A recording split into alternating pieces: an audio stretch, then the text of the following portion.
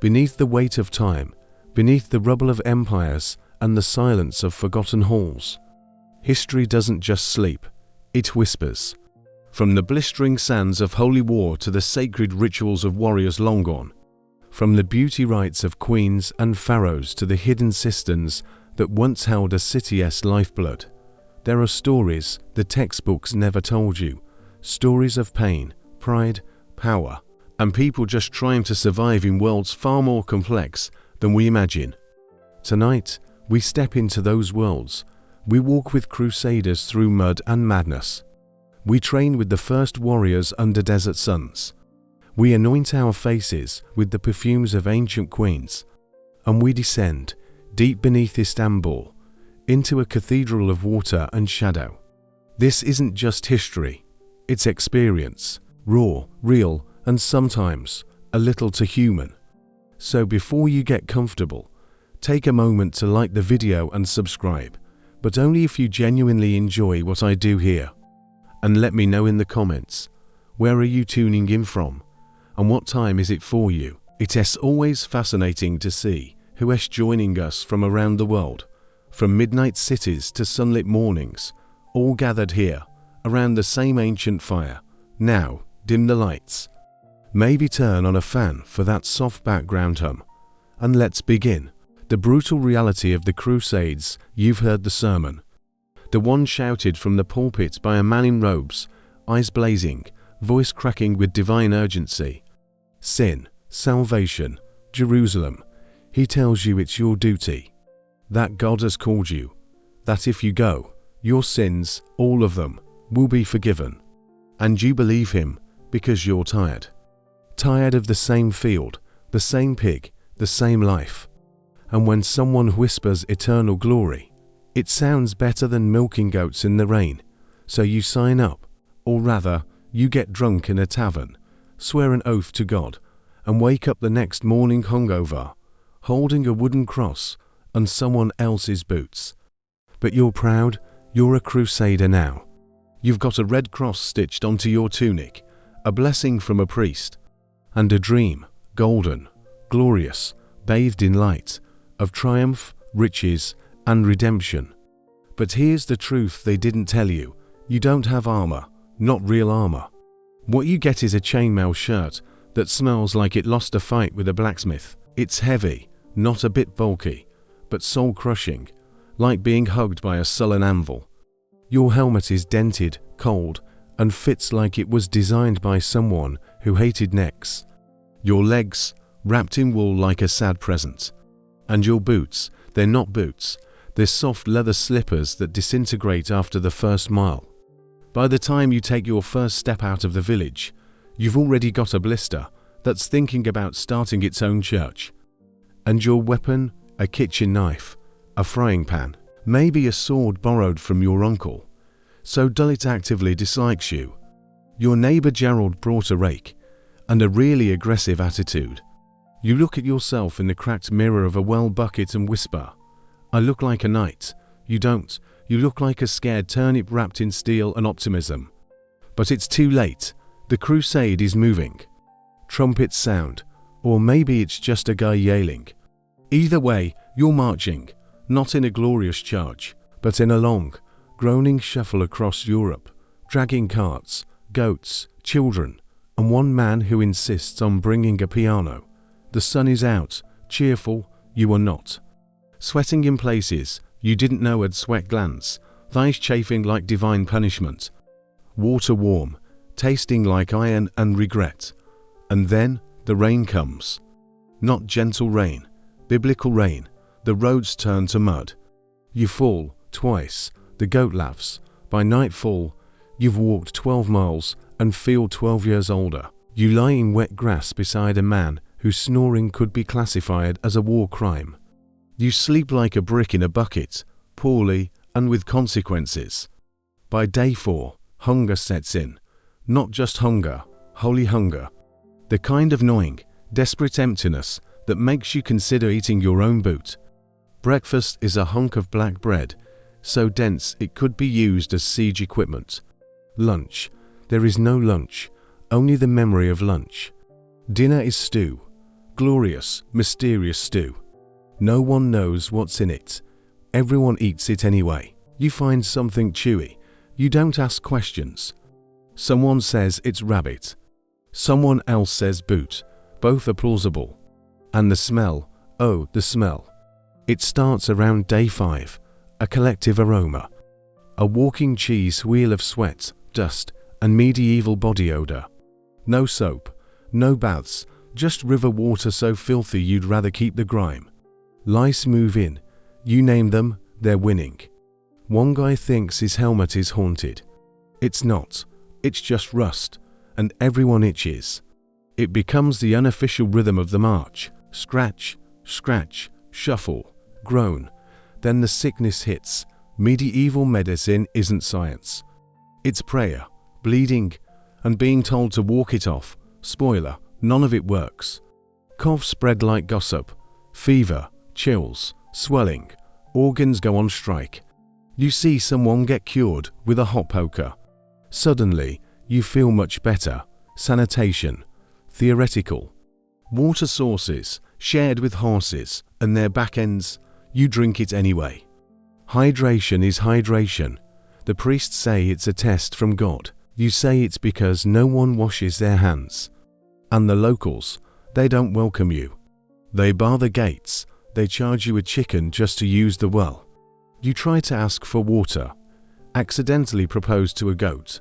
The goat says, no, you're not a holy army. You're a walking plague parade. Thousands of unwashed, confused, heavily armed tourists with boundary issues. Then there's the map. Your commander waves around a hand-drawn scroll with 3 towns, 2 rivers, and what looks like a dragon. You suspect the artist had dreams of being a dragon. You cross the same stream 3 times. Past the same rock. A monk insists it's holier this time. You keep marching, proudly, aimlessly, faithfully, because admitting you're lost would mean admitting this whole thing was a mistake. And then, battle, you imagined banners, poetry, swords clashing in slow motion. Reality, screaming, dust, chaos, you swing wildly. Hit your own helmet. Gerald's using your shield to cook bacon. Archers fire too early. Someone fights with a frying pan. You lock eyes with your enemy, a 15-year-old who clearly knows more about killing than you do. You consider playing dead, then you consider actually being dead. Both sound tempting, and the weather, it's not on your side. One moment, you're roasting in your armor, convinced Satan designed it. The next, the sky opens like an angry bishop, rain, thunder, lightning. Your tent collapses. You shelter under a tree. It's already occupied by 3 goats and a man reciting psalms to his knees. Then the cold hits. You shiver like a cursed tambourine. Your sword becomes an ice sculpture. Your nose runs away and joins another army. You try to build a fire. You fail. Your morale is drier than the wood.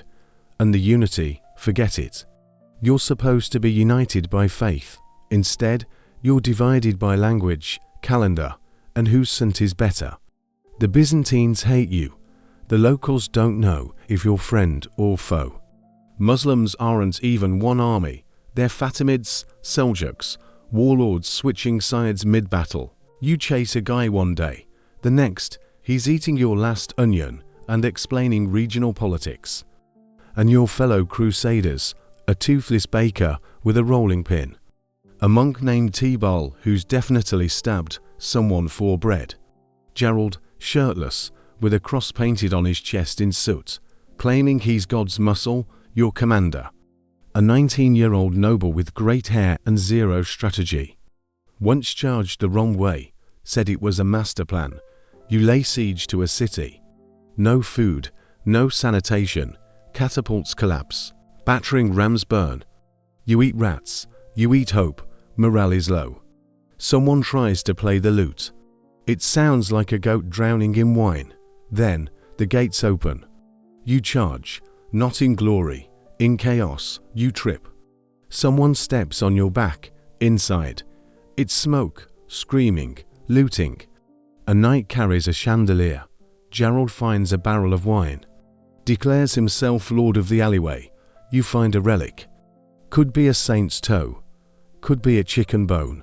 Either way, you keep it, and when it's over, you stand in the rubble, tired, sticky, guilty. The priest says, God is pleased, you nod. But you're not so sure. You came for salvation. You got ash, noise, and Gerald throwing up on a holy artifact. You survived. Technically, you won, but you're thinner, dirtier, older in the soul. Your armor doesn't fit. Your faith is complicated. You avoid looking goats in the eye. Back home, they'll call you a hero. You'll smile, say it was incredible. But deep down, you know the truth. You didn't crusade. You survived a traveling disaster with a cross on top. And as the years pass, you might polish your relics, tell a cleaner version of the story. But that twitch in your left eye, it still whispers, probably not worth it. The Crusades weren't about glory. They were about endurance. And the real victory wasn't in Jerusalem. It was in making it home, alive, changed, and forever haunted by the smell of wet iron and regret. The origins of ancient martial arts, long before Kung Fu dazzled the world, before samurai carved legends into the snow, before gladiators bled for glory in the Roman sun, there was silence. And in that silence, two men. They stand in the desert sand of ancient Egypt, barefoot, bare-chested, eyes locked.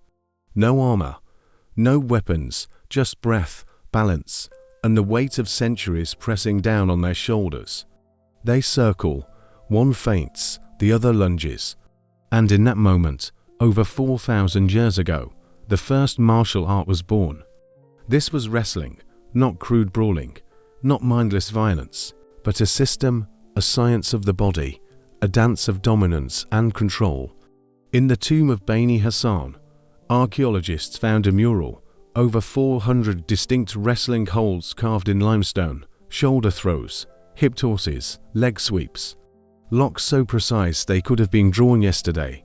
This wasn't sport, it was status. Boys trained from childhood, soldiers grappled to stay sharp. Pharaohs wrestled, not out of necessity, but as a demonstration of divine strength. And beneath every match was a myth, a cosmic battle between Horus and Set, order versus chaos. Every wrestler wasn't just fighting a man, he was enacting a ritual, a sacred struggle. A microcosm of the universe itself. Egypt gave us the first martial art, but Rome gave us the spectacle.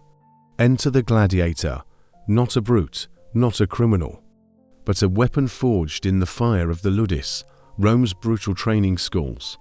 Here, slaves, prisoners, and volunteers were molded into fighters, conditioned, categorized, crafted. The retiarius, net and trident, dancing at the edge of death.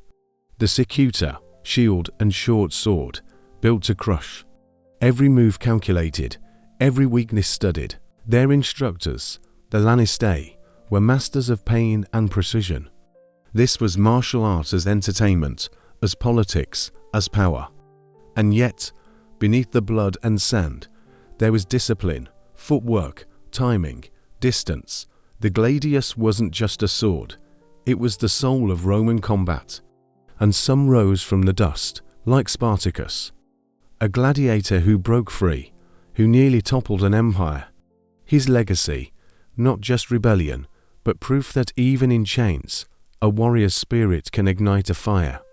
But while Rome fought for crowds, in the lush southern forests of India, a different path was unfolding, one of silence, of flow, of spirit. This was Kaleripayattu, the mother of all martial arts, a warrior's yoga, a living theatre of movement. Born over 3,000 years ago, legend says it was taught by the sage Parasurama, a warrior saint who carved Kerala from the sea. Training began in the Kaleri, a sunken earthen pit, half dojo, half temple. Students moved like animals, the horse, the lion, the snake, every motion tied to breath, energy, rhythm. Then came the weapons, and with them, beauty. The Yerami, a flexible whip sword that coils around the body like a serpent. One wrong move, and it could maim the wielder. To master it was to master fear. But Kalarippayattu was never about destruction. It was about balance. Fighters studied Ayurveda, healing the wounds they inflicted. They learned Marmon points, vital spots that could kill or heal. The goal wasn't victory. It was harmony. Even in battle, the ideal was restraint, inner calm, the warrior a sage. When the British came, they feared it, banned it, forced it underground. But like the Yorumi, it coiled in silence, only to return, flowing, lethal, eternal. Now, picture this, a misty mountain in China, a temple shrouded in fog. A bald monk stands in stillness, then, explosion. Fists cut the air, body twists, feet stamp like thunder. This is Shaolin Kung Fu, where fighting became prayer. In the 5th century, an Indian monk named Bodhidharma arrived at the Shaolin temple. He found the monks weak, unable to meditate for long. So he taught them exercises, a fusion of movement and self-defense. It evolved into the foundation of Shaolin Kung Fu. But this wasn't about strength. It was about unity, body and mind as one. A punch wasn't just force, it was clarity. A block wasn't resistance, it was redirection. Zen philosophy taught that to fight with anger was to lose. True mastery meant conquering the self. Monks trained until their legs trembled, struck trees to condition their fists, balanced on poles to sharpen focus. They mimicked animals, the tiger that crushes, the crane that evades, the snake that flows, the dragon that transforms. Weapons followed, staffs, swords, chains. The gun, the staff, was called the grandfather of all weapons. Even farming tools became instruments of defense, because Shaolin wasn't for conquest, it was for protection. Of the temple, of the people, of the spirit. And no emperors burned the temple, persecuted the monks. The art survived, it crossed oceans. Inspired karate, taekwondo, Bruce Lee, Hollywood. The echo of Shaolin still rings. Enlightenment in motion. Now, to feudal Japan, where martial arts were not just combat. They were a code, a way of life, the samurai. More than warriors, they were symbols of discipline, loyalty, precision. And at the heart of their world, Bushido, the way of the warrior. From age 5, they trained, with the katana, not just a sword, but the soul of the samurai. Every draw, every cut, every sheathing, a ritual. Beyond the sword, they mastered jujitsu, kyujitsu archery, even poetry and calligraphy. A warrior was expected to be complete, but the most profound weapon was the mind. They meditated to cultivate zanshin, total awareness. In a duel, hesitation meant death. Calmness under pressure was survival, and if dishonored, they might perform seppuku, ritual suicide, to reclaim dignity. Harsh, yes, but in their world, integrity outweighed breath. The greatest master, Miyamoto Musashi, wrote the Book of Five Rings, a treatise blending combat with Zen philosophy. Even in peace, the samurai trained, not for war, but for becoming, worthy of the sword they carried. And though the age of the samurai faded, their spirit lives on, in kendo, in aikido, in the quiet discipline of those who still walk the warrior's path. But while Asia refined the sword, Africa forged warriors from the soil. And their martial traditions, fierce, complex, largely forgotten. In Ethiopia, the Morsi and Suri tribes practiced donga, stick fighting, not brawls, but rituals, high-stakes duels that tested manhood, strength, even courtship. Winning meant status, respect, sometimes love. In Zulu lands, Shaka revolutionized warfare, replaced throwing spears with short stabbing spears. Trained warriors in tight formations, feints, encirclements. Their footwork rivaled the Romans. And in Angola, there was Angolo, a fluid, acrobatic art born of dance and survival. Enslaved Africans carried it across the Atlantic. And in Brazil, it became capoeira, a martial art disguised as dance, a rebellion in motion. Across Africa, rhythm, music, and spirit were part of training. War dances to psych up the body, movements mimicking ancestors. Combat wasn't just physical, it was spiritual. A connection to heritage, to the divine, now, to the icy fjords of Scandinavia, where Vikings weren't just raiders, they were trained warriors. From childhood, Norse boys trained with wooden weapons, later, steel. The axe, especially the bearded axe, was their signature. Hook shields, disarm enemies. Land killing blows with ruthless precision. They fought in shield walls, used holmgang, formal duels to settle disputes, and believed Odin watched their battles. The berserkers, warriors who fought in trance-like fury, were said to channel bear or wolf spirits. And death, not feared, welcomed. For those who died bravely, there was Valhalla. Retreat meant forfeiting paradise. To stand your ground was eternal glory. No formal manuals, no dojos. But their methods live on, in reenactments, in historical combat schools. They weren't barbarians, they were craftsmen of chaos. Finally, to ancient Persia, to the Zerkanir, the house of strength, where warriors didn't just train to fight, they trained to become righteous men.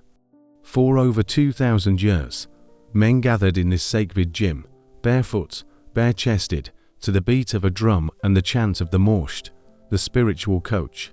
They swung iron clubs, lifted heavy shields, spun massive iron bows. Think of it as ancient CrossFit, infused with poetry and prayer. At its heart, Varzeshi Polavani, the way of the champion. Not just strength, but nobility. A true warrior defended the weak, upheld justice, was humble in victory, and Polavani wrestling. Intense, technical, but also spiritual. Victory without compassion was disgrace. During invasions, the Zerkanir became a center of resistance, a place where Persian identity was preserved in sweat and song. Today, it's a UNESCO-recognized treasure. The spirit remains. In Persia, the strongest warrior wasn't the one who struck hardest. It was the one who lived nobly. From the sands of Egypt to the temples of Shaolin, from the icy fjords to the sacred gyms of Persia, these were not just ways to fight. They were blueprints for life, for how to live, how to die, how to carry oneself with purpose. And though empires have crumbled, swords have rusted, their echoes remain. In every MMA gym, every karate class, every capoeira circle, the principles, discipline, timing, balance, are as old as civilization. And the philosophy, that strength must be matched by humility, that victory is meaningless without virtue, that the true enemy is often within. So whether you're sparring in a gym, shadow boxing in your living room, or just navigating life's daily battles, know this: you are part of a tradition older than kings, deeper than empires, stronger than steel. The art lives on, because the warrior never truly dies.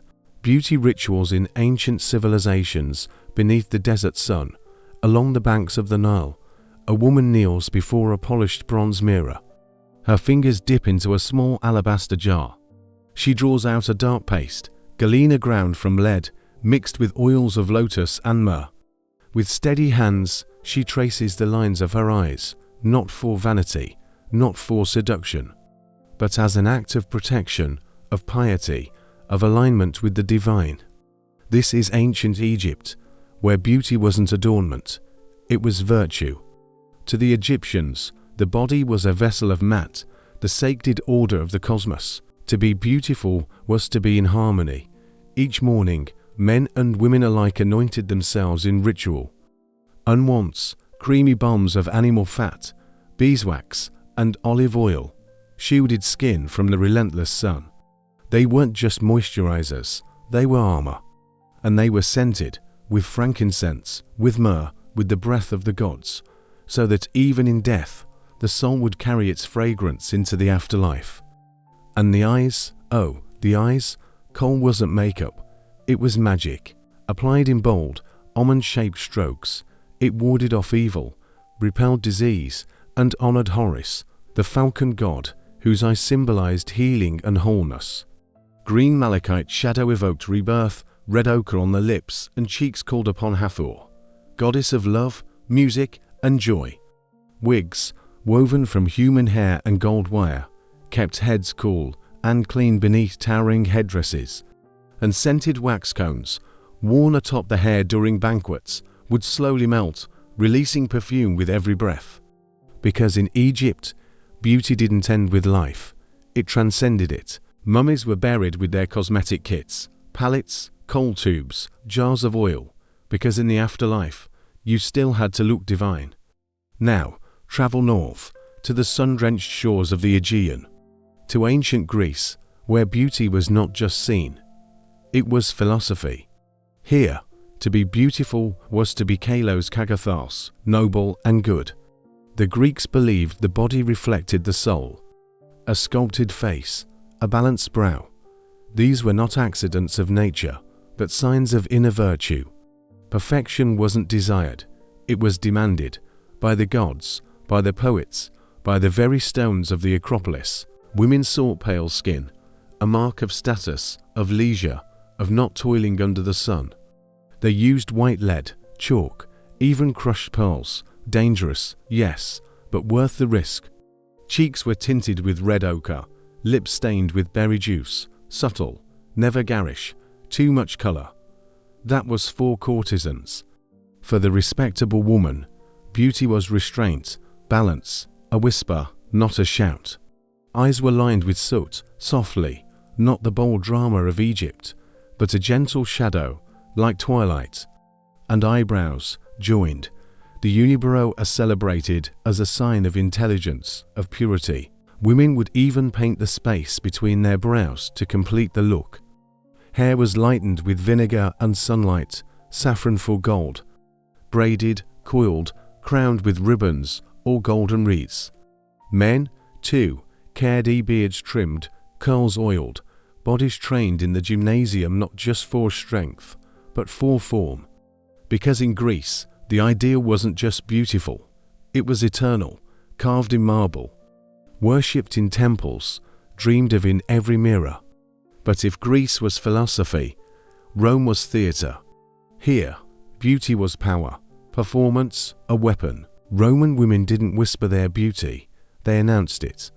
White lead, chalk, crocodile dung mixed with vinegar, anything to achieve that flawless, ghostly pallor.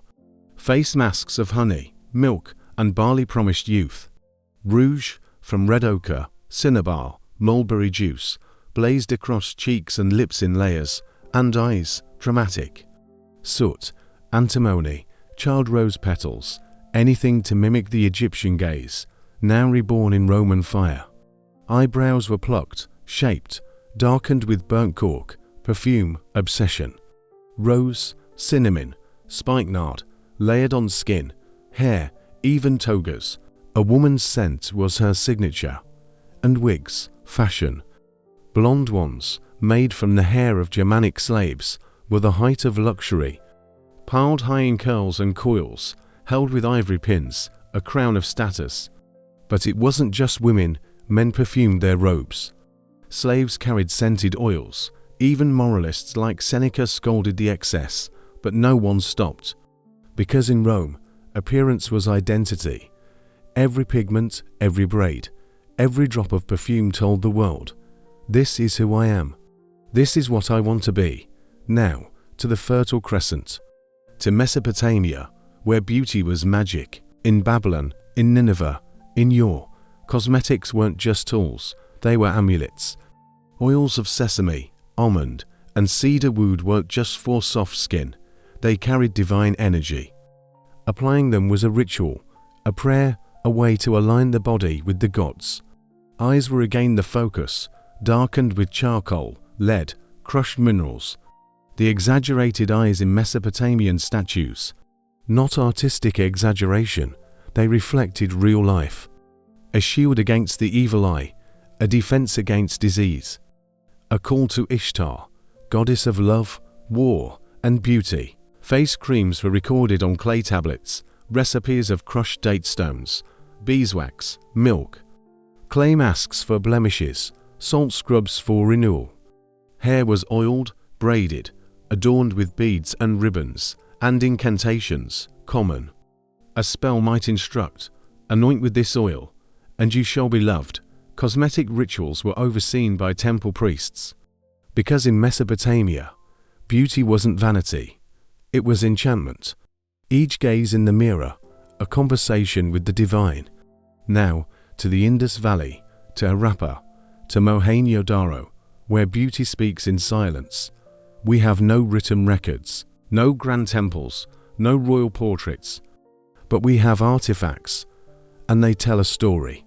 Tiny bronze mirrors, delicate combs, oval terracotta palettes still dusted with red ochre. These weren't luxury items, they were daily tools. Proof that grooming was woven into the rhythm of life. Red pigment, likely hematite, on lips, cheeks, perhaps the forehead. A precursor to the bindi, a symbol of fertility, of marriage, of sacred vitality. Bathing was ritual. The Great Bath of Mohenjo-daro, brick-lined, surrounded by rooms, suggests cleanliness wasn't just hygiene. It was spiritual. Oils of sandalwood, turmeric, vetiver soothed skin and soul. Hair was oiled, braided, adorned, and sent. Incense burners in homes and temples hint at a world perfumed, not for show, but for balance. For peace, for connection. In the Indus Valley, beauty wasn't loud. It was quiet, refined, a personal act of harmony, worn not for spectacle, but for self. Now, to ancient China, where beauty was a poem. Pale skin, porcelain-like, untouched by sun, was the ideal. Rice powder, sometimes mixed with pearl dust or lead, was layered like paint on silk. Blush wasn't bold. It was flying dots, soft red marks on cheeks or forehead, like petals falling from a plum blossom. Lips, small, heart-shaped, tinted with cinnabar, leaving the edges pale, a contrast of delicacy and restraint. Eyebrows were art, shaved, then redrawn with charcoal. Styles changed with the dynasty, straight, arched, curved like a swallow's wing. Each had a poetic name: willow leaf, distant mountains, and the Hwadian, tiny forehead decals of gold leaf, paper, or crushed flowers, were seasonal, symbolic, fleeting. Like beauty itself, perfumes of orchid, lotus, musk, face masks of ginseng, green tea, because beauty wasn't just skin deep. It was medicinal, philosophical. To be beautiful was to be in harmony with heaven and earth, a living poem of color, scent, and grace. Now, to Mesoamerica, to the Olmec, the Maya, the Aztec, where beauty was cosmic. Here, red was sacred, the color of blood, of life, of the sun. Women painted lips with okoyote seeds, cheeks with cochineal dye, brilliant red, made from insects on cactus. Body paint framed the face, charcoal and lime for contrast. And during rituals, warriors painted themselves to honor the gods. Priests, with ash and chalk, purified their bodies for sacrifice. Flowers were everything. Marigolds, plumeria, kokoro blossoms, woven into garlands, crushed into oils. Copal resin burned as incense, then mixed with oils to scent the skin. Hairstyles were symbolic. Maya women in thick braids, coiled like crowns. Aztec nobles with gold dust in their hair and the body. Permanent art, tattoos, scarification, dental inlays of jade or turquoise, not just for beauty, but for status. For divinity, because in Mesoamerica, beauty wasn't earthly. It was a bridge between the body and the stars, between the mortal and the celestial. Now, to the misty hills of Celtic Europe, where beauty was fierce. Hair was sacred, long, wavy, stiffened with lime or animal fat interwirled, spike styles that made warriors look like thunder gods. Combs, razors, tweezers, found in graves, show grooming was essential, not for softness, for strength. Unwashed, the blue dye from the woad plant, painted swirling patterns on faces and bodies. Not just to terrify enemies, but for ceremony, for spirit. For connection to the gods in the trees, jewelry was armor, gold torques, bronze neck rings, earrings, badges of lineage, of honor. Red ochre on cheeks and lips, especially for noble women, and mirrors. Polished bronze, buried with elite women, not for vanity, but for identity, for remembrance. In the Celtic world, beauty wasn't delicate. It was raw, elemental, a declaration of pride, for the earth, for the tribe, for the spirit. And finally, beauty in death, because across civilizations, beauty did not end with life, it continued. Egyptian mummies wore full makeup, kohl-lined eyes, rouged cheeks, because you had to look divine when meeting Osiris. Roman corpses were perfumed with myrrh and cinnamon, not to hide decay, but to elevate the soul. Greek women were buried with combs, mirrors, oils, reminders of who they were. Mesopotamians anointed the dead with oils to ward off demons.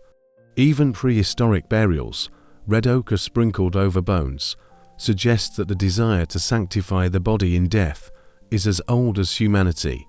So when you next stand before a mirror, when you smooth on cream, paint your lips, tie your hair, remember this: you are not just grooming, you are participating in a ritual older than empires, deeper than fashion, more sacred than we admit, because beauty has never been just about how we look. It's about how we feel seen, how we honor our bodies, how we connect to the divine, how we say, across time, I was here, I mattered, I was beautiful, and in that, nothing has changed. We still anoint ourselves, we still seek the light.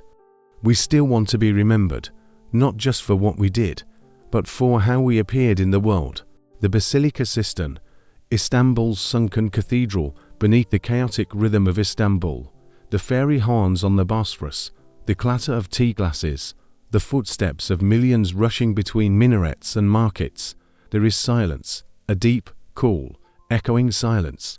You step down a narrow stone staircase, the air shifts, it grows damp, heavy, and suddenly, the city vanishes. The noise fades, the sunlight disappears, and the Basilica Cistern swallows you whole. Built in the 6th century under Emperor Justinian the Great, this is not just a reservoir. It is a hidden cathedral of water, vast, brooding, quiet as a tomb. Over 336 feet long, 200 feet wide, it once held up to 80,000 cubic meters of water, enough to supply the Great Palace of Constantinople and its surrounding districts for weeks, even months. But this was never just a tank, it was a statement, a marvel buried beneath the city where no one would see it, and yet everything depended on it. To understand the Basilica Cistern, you have to understand its creator, Emperor Justinian. He didn't just want to preserve the Roman Empire, he wanted to outshine it. He built Hagia Sophia, a dome that defied gravity. He rebuilt the city after the Nika riots burned half of it to the ground.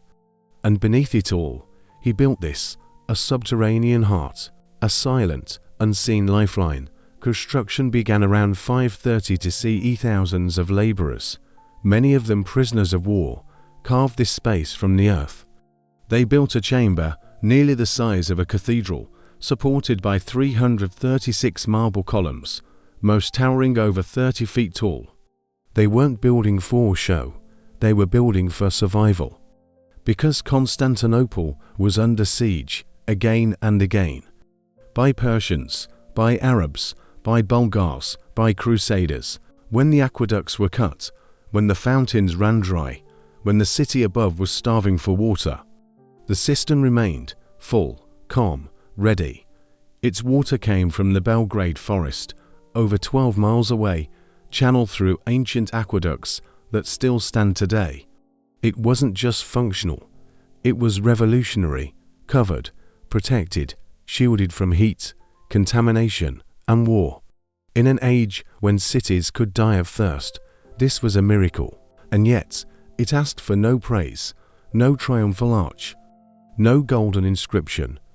It simply was, a quiet heartbeat beneath the empire, Step inside, and you don't feel like you've entered a reservoir. You feel like you've stumbled into a forgotten temple.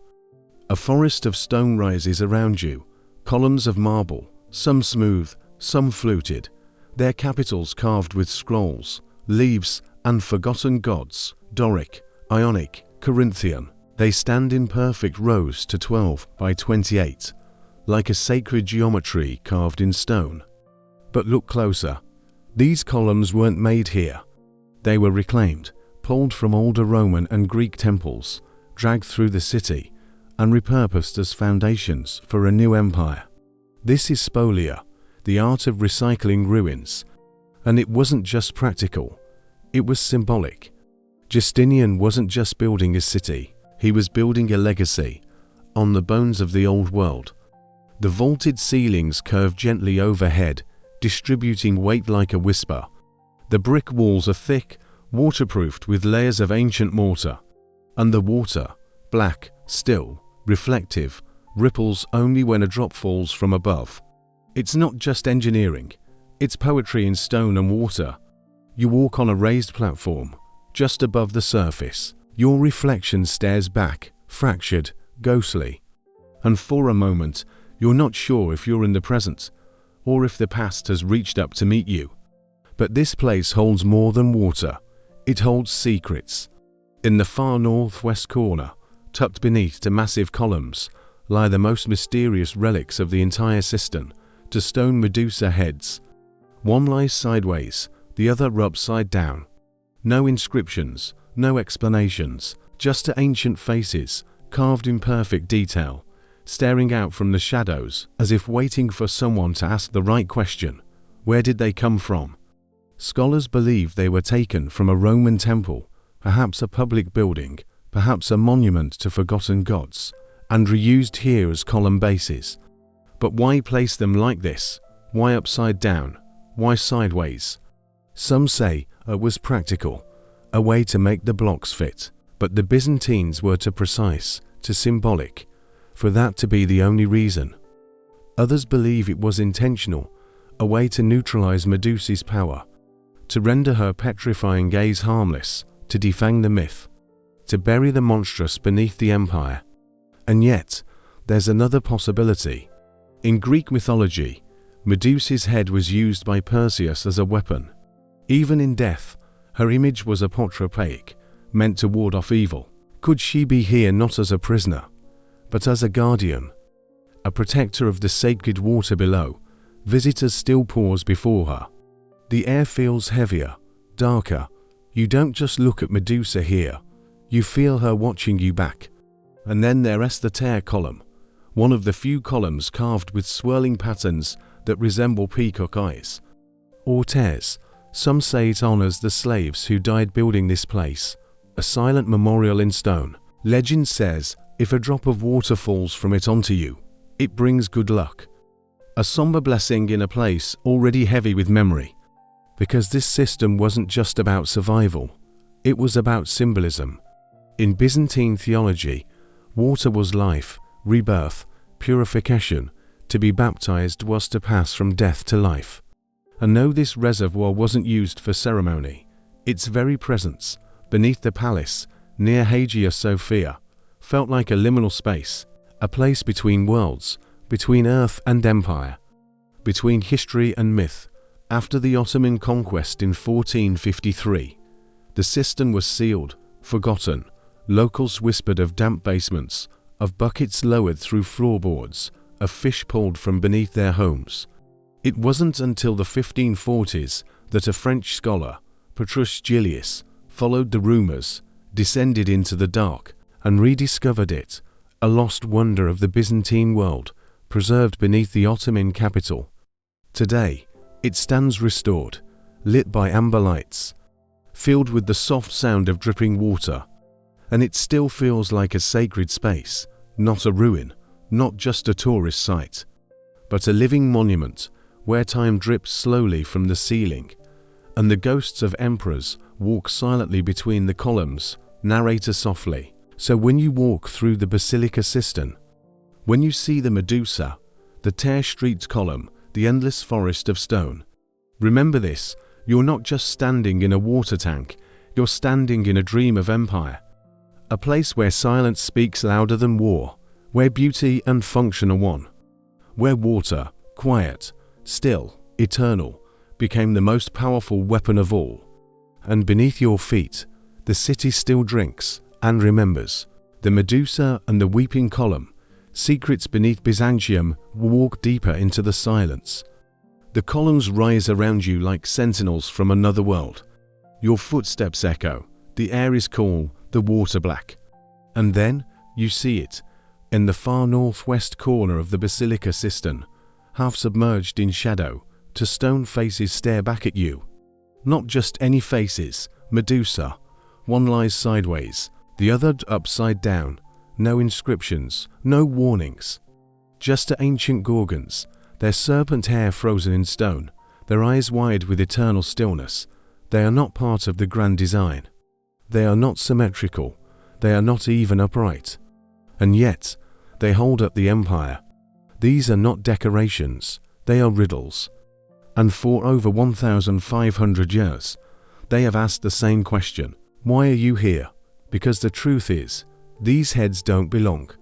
They are spolia, relics of a forgotten world, torn from a Roman temple and repurposed as column bases in Emperor Justinian's underground cathedral of water.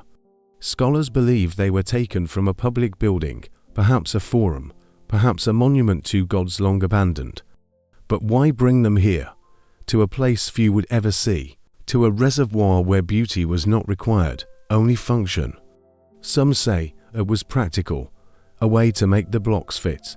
The Medusa heads were already cut, already shaped.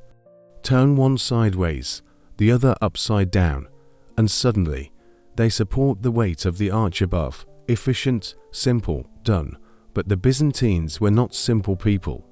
They were masters of symbolism, of meaning, and they built their empire on the bones of the old world, not just physically, but spiritually. So perhaps this was not about fit, perhaps it was about power. In Greek myth, Medusa was a monster, a woman cursed, transformed, feared. Her gaze could turn men to stone. She was chaos, danger, feminine power uncontrolled. And Perseus didn't just kill her, he used her. He carried her severed head as a weapon. A shield, a ward against evil.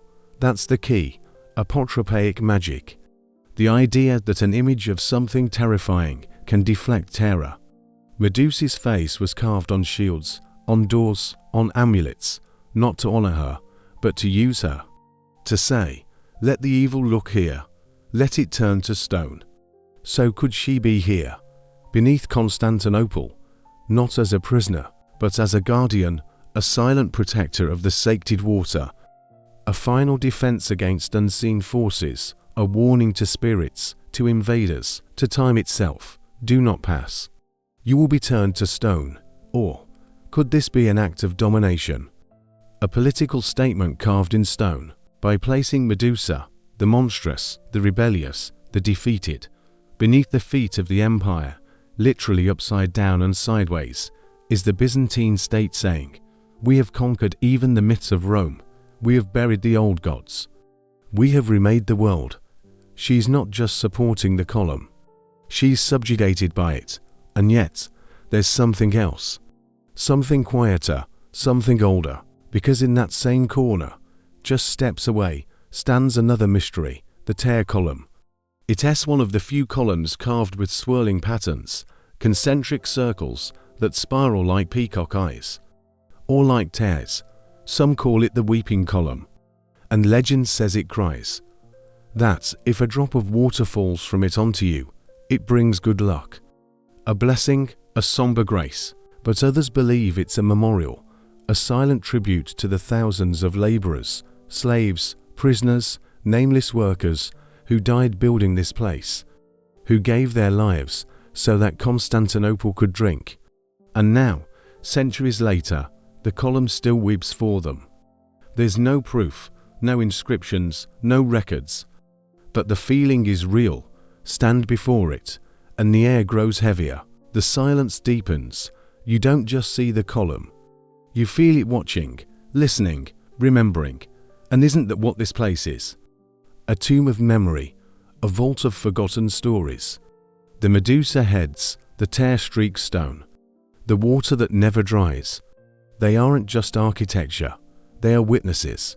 They saw Justinian's ambition, the fall of empires, the whispers of Ottoman builders above, the footsteps of a French scholar in the 1540s, candle in hand, sketching in the dark.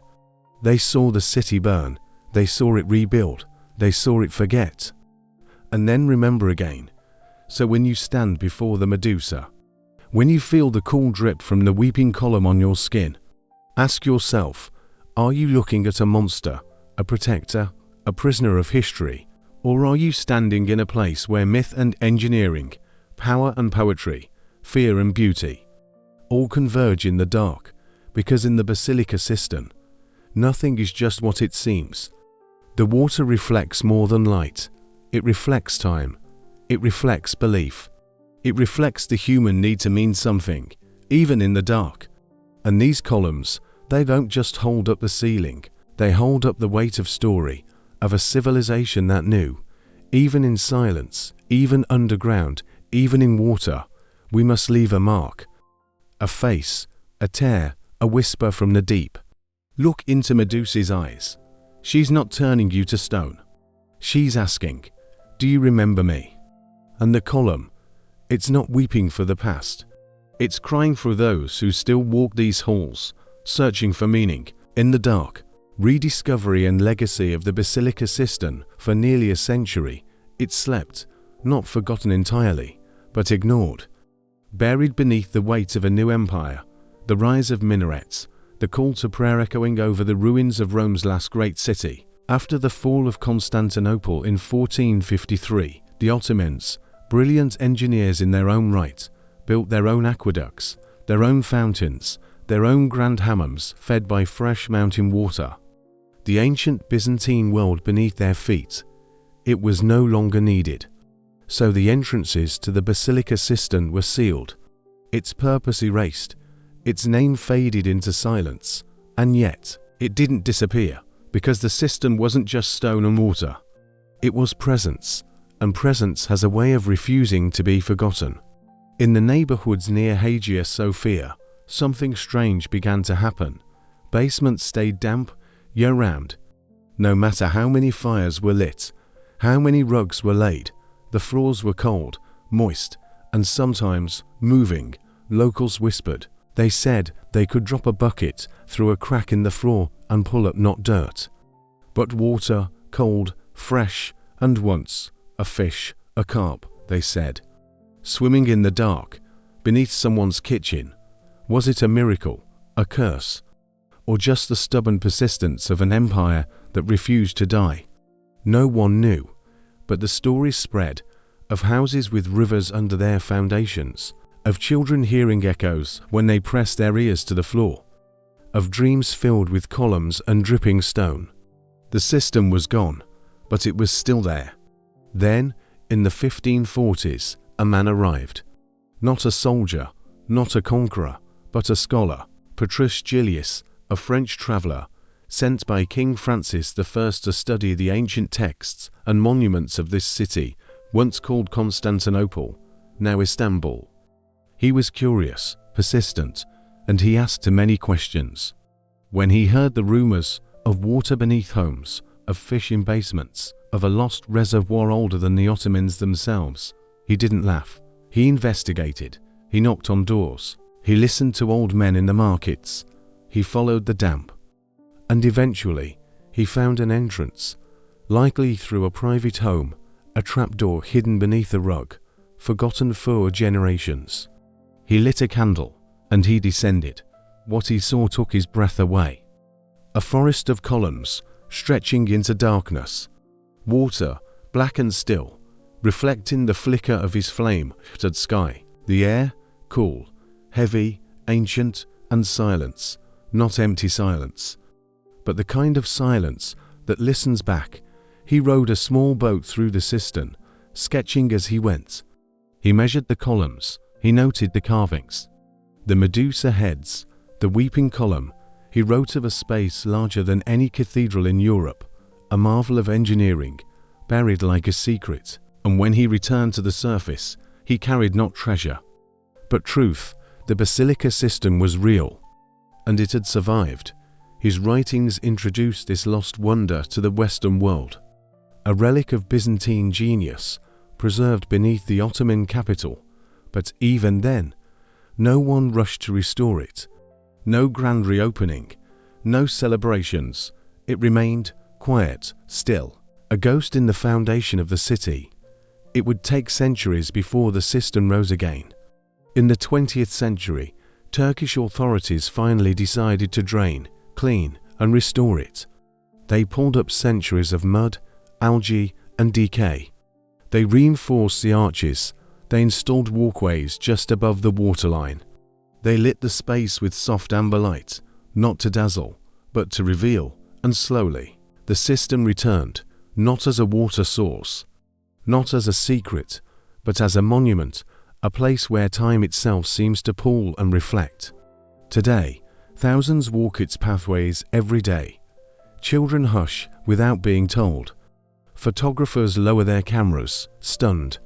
Even the most distracted traveler stops, just for a moment, to stare at the Medusa heads, half submerged, watching from the dark. And artists, they've come, too. The cistern has hosted concerts, the echo of a cello bouncing between columns like a prayer. Light installations dance across the water, turning the space into a living kaleidoscope. Filmmakers have shot here, from Russia with love to Inferno, drawn to its atmosphere, its mystery, its weight. Because this is no longer just a reservoir, it is a stage, a sanctuary, a bridge between empires. And yet, the most powerful thing about the basilica system isn't its size, or its engineering, or even its haunting beauty. It's this: it was forgotten, and still it endured. While emperors fell, while cities burned, while languages changed and gods were replaced, the system waited, not in anger, not in pride, but in silence. And when the world finally remembered, it was still there, full, calm, ready, like a story that refuses to end. Narrator softly, so when you stand in the cistern today, when you feel the cool air, hear the drip, see your reflection in the black water, know this: you are not just visiting a ruin, you are witnessing a resurrection, not of stone, not of water, but of memory. And in a world that moves too fast, forgets too easily, that is the rarest miracle of all. The sunken cathedral, where water, memory, and spirit meet. You descend the stone steps. The city vanishes, the noise fades, the light narrows, and suddenly, you are no longer in Istanbul. You are beneath it, beneath centuries, beneath empires, beneath the weight of time itself. This is not a ruin, it is a resurrection.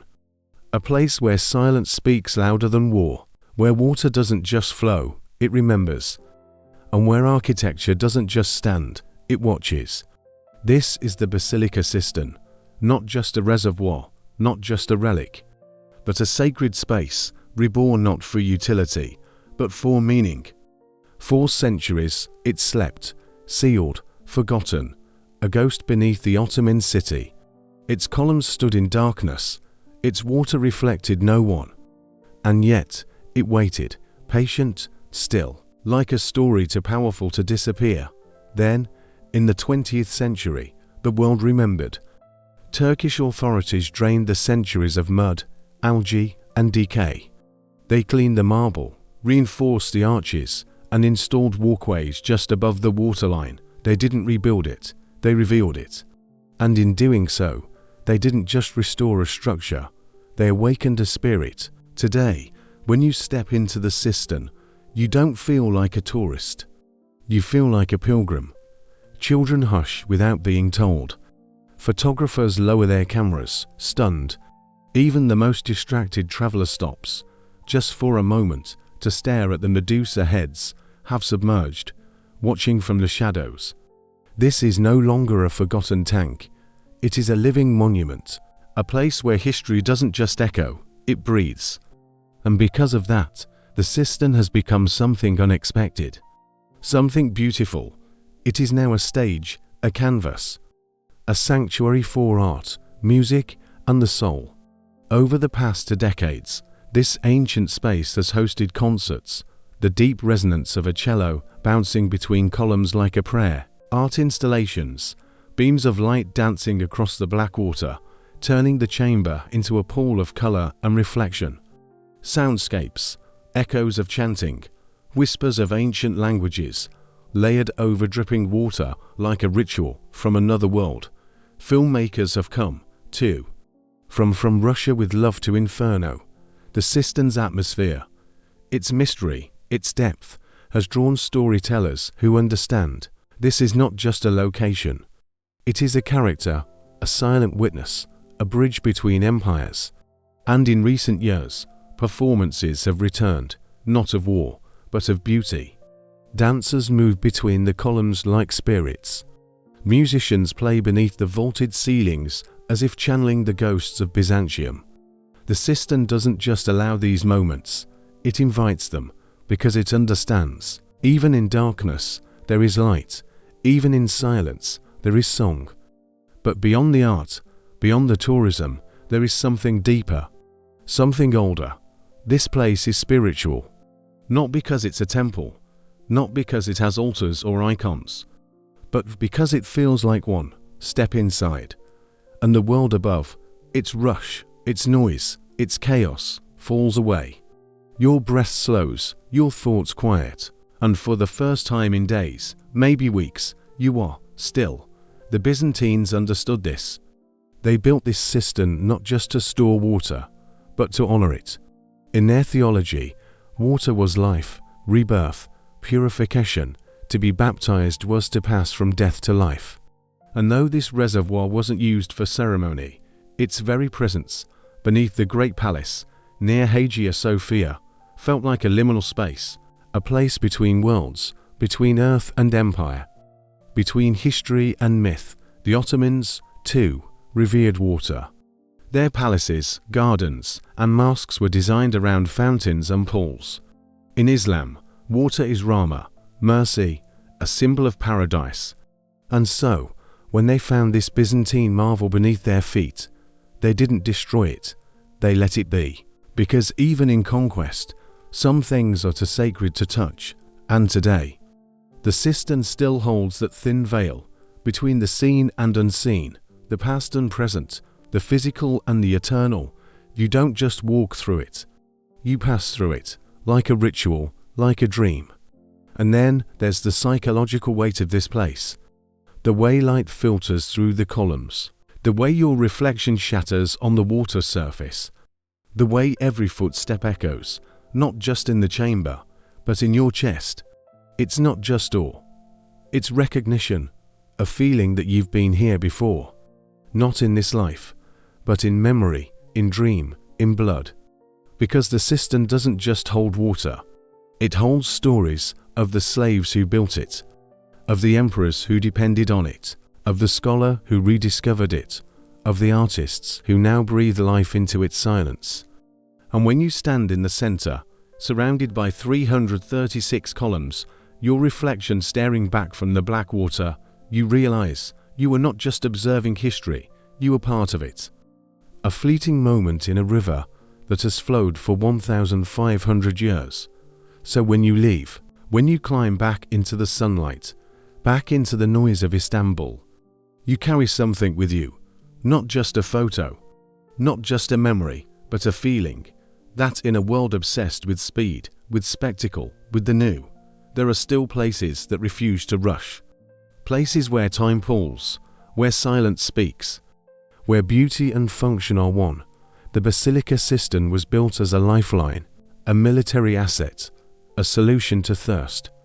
But in the end, it became something greater. It became a sanctuary, a cathedral not of worship, but of witness, a place where the past doesn't die, it reflects. And as long as the water remains, as long as the columns stand, as long as someone descends those steps and whispers, "I feel it too," then the cistern will never be just a ruin. It will be alive, Not with people, not with noise, but with presence. The quiet, eternal presence of a city that has seen empires rise and fall, and still, drinks from the deep. Narrator softly, so the next time you feel lost in the noise of the world, remember this place, where water is still, where time is slow, and where, beneath everything, something ancient and beautiful and unshaken waits, and watches, and remembers. So we began in the mud, with Crusaders trudging through rain, blistered feet, and broken dreams. We stood in the sand with Egyptian wrestlers, silent and strong. We anointed our faces with the perfumes of queens and pharaohs. And we descended deep beneath Istanbul, into a cathedral of water and shadow. We walked through centuries. Not as tourists, not as scholars, but as witnesses. We saw that history isn't just dates and battles. It's blistered feet, it's coal-lined eyes. It's a Medusa head upside down, holding up an empire. It's the smell of wet iron, the taste of bad stew, the sound of a man snoring like a war crime. And in all of it, through war, through beauty, through silence, one truth remains: we have always been trying to mean something, to survive, to be seen, to be remembered. We painted our faces so the gods would know us. We carved our names into stone so the earth wouldn't forget. We built underground seas of water so a city could live. We fought, not just with swords, but with spirit. And when we lost, we still walked home, changed, haunted, but alive. You don't have to wear armor to be a warrior. You don't have to be buried with coal to be beautiful. You don't have to build a cistern to leave a legacy. You just have to be here, to care, to wonder. To stand in the quiet and say, "I see you," to the Crusader. To the gladiator, to the woman tracing her lips with ochre in the morning light.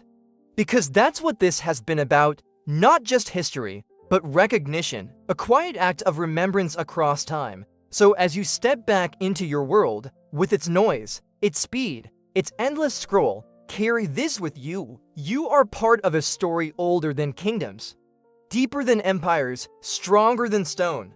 You are made of the same dust, the same dreams, the same stubborn hope that carried a crusader through the rain, that guided a monk through meditation, that kept a city alive beneath the earth. And when you forget that, when the world feels too loud, too heavy, too fast, remember the cistern. The silence, the water, the dark, and know, even in the depths, life still flows, memory still stands. And you are not alone. Thank you for being here, for listening, for remembering with me. If this resonated with you, like, subscribe, but only if it felt true. And tell me in the comments, where are you right now? What time is it for you?